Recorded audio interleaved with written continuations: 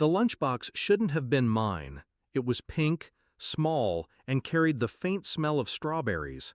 My wife must have slipped it into my bag by mistake that morning. I noticed it only at work, tucked neatly beside my files. I laughed, showed it to a colleague, a man who used to be a surgeon before he abandoned medicine for reasons he never discussed. He opened it with a smile that froze halfway. His face drained of color. "Where's your daughter?" he asked sharply. "At school," I said, confused. "Leave, now. Take her to a hospital. Don't argue." His voice shook. I frowned. "Why?" He shut the box with trembling hands. "I can't explain here, but if you don't, she won't survive." The laughter died in my throat. I left the office without another word, a cold knot twisting in my chest.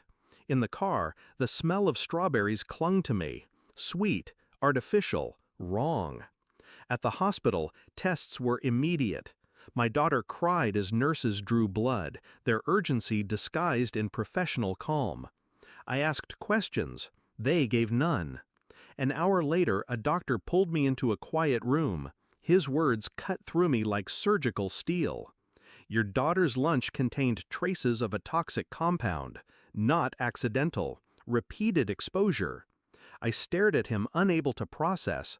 "You mean she's been poisoned?" His silence was the answer. The ground shifted beneath me. My mind clawed for explanations, any thread of reason. My wife packed her meals every day, with care, with love, or so I thought. The doctor's final words rang hollow, surreal. If you hadn't brought her today, her organs would have begun shutting down within weeks. Weeks! That meant this wasn't new. I walked out of that office with the weight of something darker than fear pressing against my ribs. Not a mistake, not negligence, something deliberate. Someone wanted my daughter gone, and the only hands that touched her food were my wife's. I didn't accuse her, not yet. I watched instead, quietly, precisely. At home, I studied her routines, the way she chopped fruit, the careful packing of sandwiches, the faint smile when she handed the lunchbox over. Too perfect. I began saving portions, slipping them into small bags, labeling dates. I sent them anonymously for testing. The results came back, each one confirming what I already knew.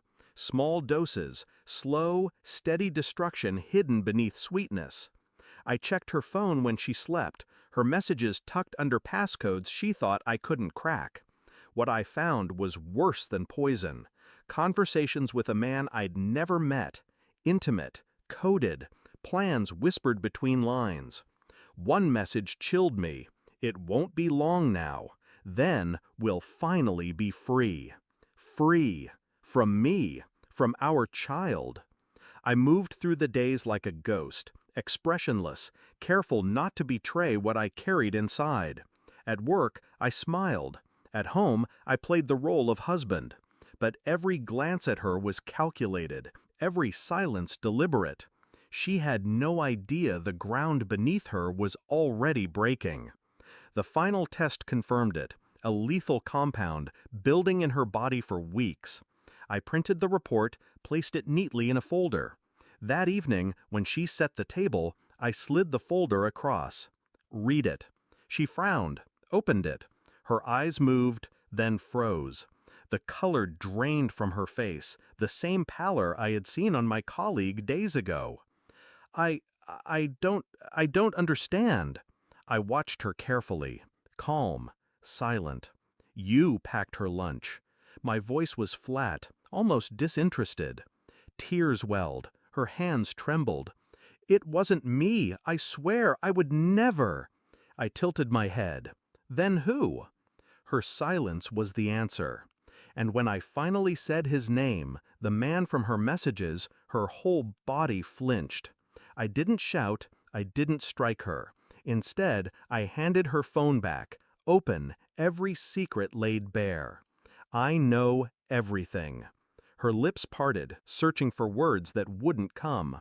I leaned closer, voice quiet enough to cut. "You wanted freedom. You almost had it. She broke, sobbing, collapsing into herself. I left her there, in the silence she created, the truth pressing on her like a noose. I had already forwarded the reports, the messages, everything, to people who would not look away. Police, her family, his wife. The destruction was set in motion. All I had to do was step aside. The house feels colder now, quieter. My daughter sleeps peacefully again, her body recovering inch by inch. She doesn't know the shadow that almost consumed her. I watch her breathe, steady and soft, and I feel nothing for the woman who sleeps in a cell tonight. No grief, no pity, just clarity. She poisoned her own blood for love of another man. That is who she was all along. And I see it now with brutal simplicity. The person I shared my life with was never real. Only the betrayal was. And now, so is my silence.